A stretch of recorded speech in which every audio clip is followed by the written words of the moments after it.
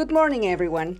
From the campus of Michigan State University, we welcome you back to another conversation about the second edition of the MSU Latinx Film Festival. My name is Quispe-Agnoli, and I'm the host of Collaborative Edges, a series of podcasts about dynamic intersections across arts, languages, and cultures.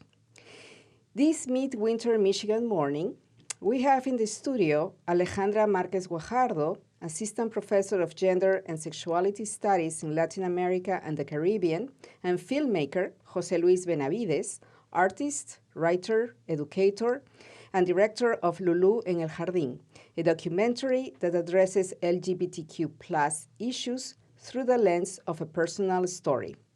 José Luis is one of the guest directors in the MSU Latinx Film Festival.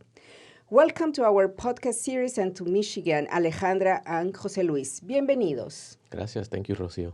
Muchas gracias, Rocío.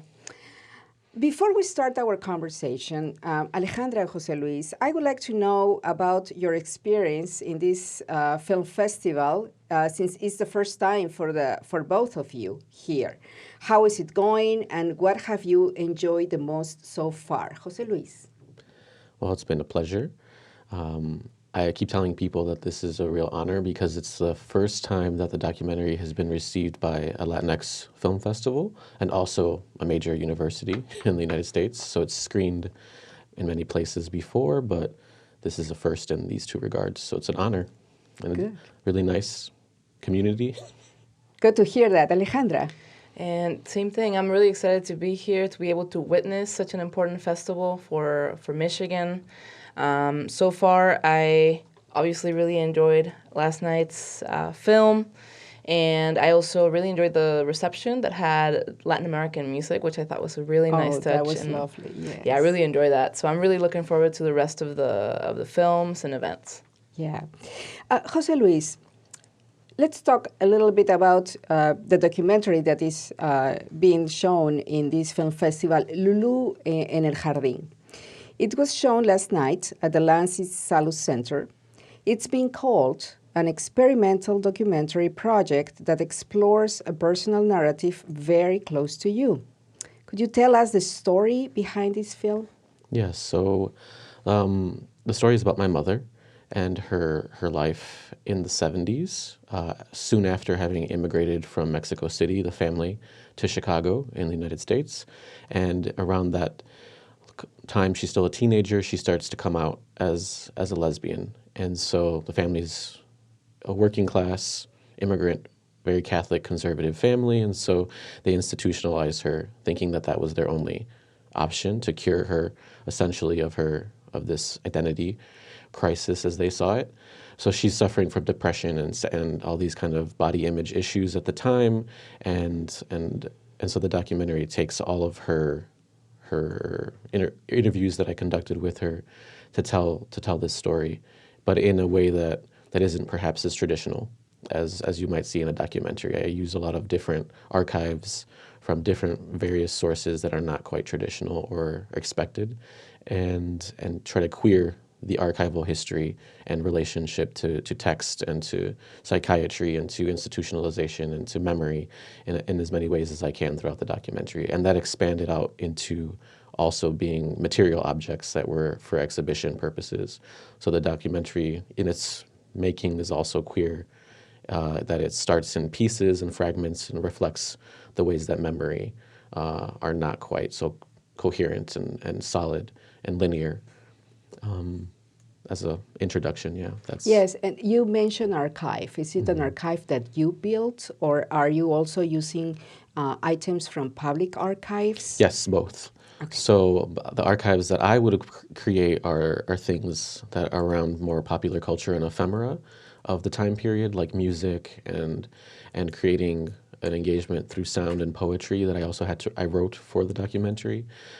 We reenacted or recreated scenes from commissions and investigations of the same facility that my mother was in the 70s that I found from archival sources, ACLU archives at University of Chicago, state archives in Illinois, Springfield, different documents and things that piece together and got me inside the institution as much as I could in that way from a historical lens, but then also trying to not privilege those documents too much and privilege more my mother's narrative and voice.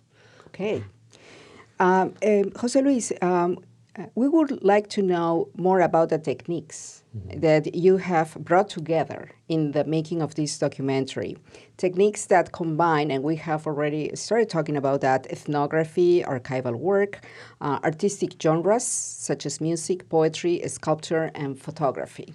How do you bring them together, and how is it working for the goal of your film? So I suppose I just saw the film as, well, I was doing it as a thesis work at UIC, that I had to exhibit work in a gallery. So the formation of the film as small sections of video art that were made to be exhibited in a gallery space alongside these objects, these interventions with photography, as you mentioned, and sculpture, and then these objects that I was creating too, like a chapbook of poetry, a vinyl record, a facsimile, or a false soundtrack for this documentary that I pieced together music from and made a mix. And so it exists in many different ways online, as the mix is on SoundCloud. The poetry is in this chapbook and also in the film, and creates sort of an experience that people could interact with all of these things in their own time and move from object to object in the same way that I see the movement through memory and through this history is not having been one story that was told all at once. I learned fragments of the story as I was a teenager, and then I pieced together more, and then I finally decide to ask the hard questions, on the interviews to flesh out the whole story. And so the interaction with objects is sort of a historical decision to reference the aesthetics and the time period and the images and the sounds and the colors, the palette of the 70s, which is very distinct, a lot of greens and oranges. And so the motif of the green takes over the film through the images and the things that I was consuming in the research. Was any of these colors a favorite color of your mother? Actually, yes. She is quite fond of the color green and nature in general. So it's an homage in all ways. It's a retelling of her story. It is her story, and so I wanted it to appeal to her as much as it could. Okay. Alejandra, you were last night at the presentation of the documentary, and you introduced the work of Jose Luis to the public. As a specialist in gender and sexuality studies, could you tell us ways in which your work and projects intersect with Jose Luis' film? Yes, so we were actually having a conversation on the way here, and so my current project focuses on lesbianism and representations of lesbianism in contemporary Mexico. But I also find it important to trace back the representations of lesbianism to the early 20th century. And one of the things that we were discussing was this connection between lesbianism and, the medicalization of lesbianism as a mental health problem, or how it was perceived, in the early 20th century.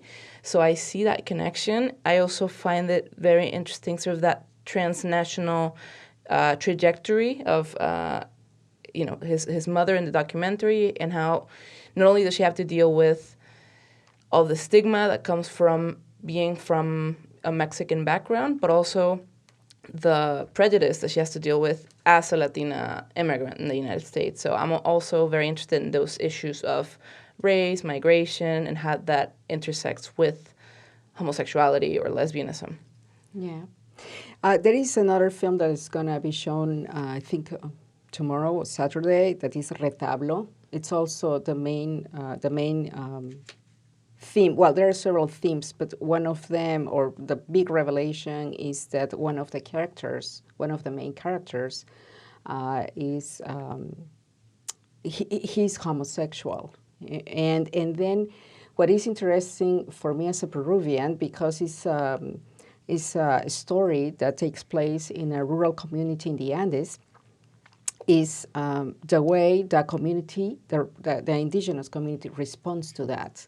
And it is brutal, it is shocking, and it is real. It's not the matter of fiction in the 21st century. And it's painful and extremely sad. Yeah. And I won't say more because I'm going to spoil the experience if you wish to see it tomorrow, to watch it tomorrow. Okay, Jose Luis, what is next in your projects? Let's first ask what is next for Lulú en el Jardín. So the documentary isn't right now billed to screen anywhere that I'm aware of. It's still up for submissions in some places. So hopefully, we'll get fingers crossed. We'll get another screening. It's screened, as you might know already, in Spain, in Mexico City, where I also had a solo show at Terremoto regarding the entire exhibition, and it's also screened in Chicago various times. So the parts of the documentary, though, the video art kind of sections that are taken out of the entire documentary have recently screened in Boston, and they were out in the West Coast. So it's funny that the shorter parts of the documentary are getting more circulation, I feel, in some ways, because they're easier to fit into festivals than perhaps a 50 or a full feature-length documentary. It's like certain pieces that have a punch, no? Yeah. And touch the audience. Yeah. And they become kind of viral, no? These. They have actually. Yeah. They were picked up on publications online as well, so they're easier to circulate. And so I appreciate that the documentary has these different ways of engaging audiences, whether it's online or in an exhibition or in a festival like this here in Michigan. So just again, hoping that the feature gets to screen in other festivals soon. And for me personally, my own work is I continue to work in video. I work as a video artist or experimental filmmaker, experimental documentarian. And I'm working right now on work around the concept or the history of Aztlán as it relates to Chicano movement and history and identity formation, and where exactly it is. So is the question. So that's your next project, the history of Aztlán. Yeah. Yes. It's a video piece in the making. Yes. Also as a documentary. In the documentary genre, or I like to blur those Yes. genres of video art and experimental film or cinema and documentaries. So, and I think they already were. I think the history of documentary kind of already lends itself to experimentation, and no one really knows a lot of the times how to define documentary. It's been described as avant-doc, as a new kind of category. Not my work, but there are historians and art critics who situate documentary as already a part of a tradition of avant-garde cinema. So I like to just push in that direction.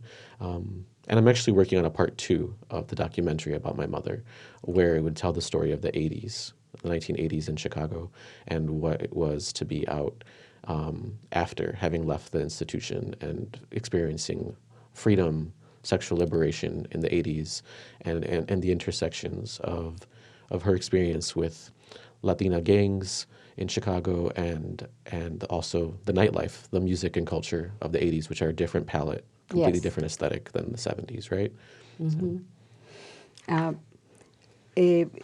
Alejandra, is there anything else you would like to add to Jose Luis' filmmaking and the subject, or make connections with other pieces of documentary film? Well, what I would ask him to talk about is what we were discussing on our way here. So he mentioned the exhibit in Mexico City. And as someone that works with Mexico and these topics, I would love for you to discuss a little bit more how it was received and how you have worked in Mexico, as someone who's Mexican-American with these topics. Yeah, so as I mentioned before, the show was given opportunity as the first inaugural exhibit of Terremoto's open call for work around archival investigations, and so they have La Postal, which is their exhibition space in their office at Terremoto. The magazine provided this honorarium and production costs to bring the exhibit or the work to their space, and were very generous in also helping with a screening that came later of the full documentary and transcribing the parts of the documentary that are in the exhibit to become, to have subtitles in Spanish. So the reception and being a part of Terremoto was huge for me. I mean, only a year or two after coming out of grad school with this work, to have it received as my first solo show in Mexico City was tremendous. It was a real honor. And then also to see the kind of reverse migration of the story to going back to where it all kind of started, and to see what the artistic and the intellectual and the queer and the women in Mexico, how they related to Lulú, to my mom, how they felt any proximity or understanding of the experience, and curiosity. I think a lot of the curiosity might be just, what is it like to have left and to be there? Like Mexico City and Chicago have a lot of connections and a lot of migration history, but how much of that gets back here? It might get talked about in the context of the U.S., in the context of immigration, but how much of that story goes back home for people to hear and to process? So I think that might be one of the major points of interest that I received from people. And I think everyone was really excited. I made so many contacts in El DF that were video artists that I then would later screen their work. Maria Sosa, Noé Martinez were artists and Jorge Bordelo were artists that I met through this process, and I showed their work in Chicago through a program that I run called Sin Cinta Previa, which is a Latinx video art screening program that I've created 2 years ago. Recently got a Propeller grant for it, and we're going to continue that work of exhibiting artists locally and internationally. That, again, it's kind of hard to situate places for video artists to screen their work. They don't get into the major festivals as much, and they're not traditional makers.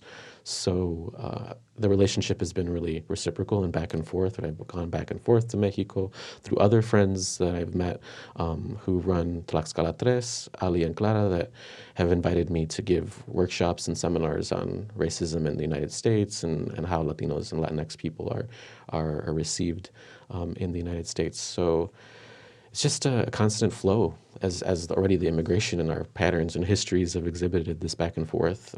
Being in the economy as an artist is really nice. Good. I'm afraid to say that we have to conclude this conversation now. At the same time that I want to thank our guests, Alejandra and José Luis, for their time today. We invite you to attend the 2020 MSU Latinx Film Festival today, Saturday, and Sunday at various locations: the Residential College of Arts and Humanities Auditorium, the MSU Libraries, both in the MSU campus, the Lansing Public Media Center, and the Robin Theater on Saturday, and the Celebration Cinema in Lansing on Sunday. For more information about the film festival schedule, visit msulatinxfilmfestival.com.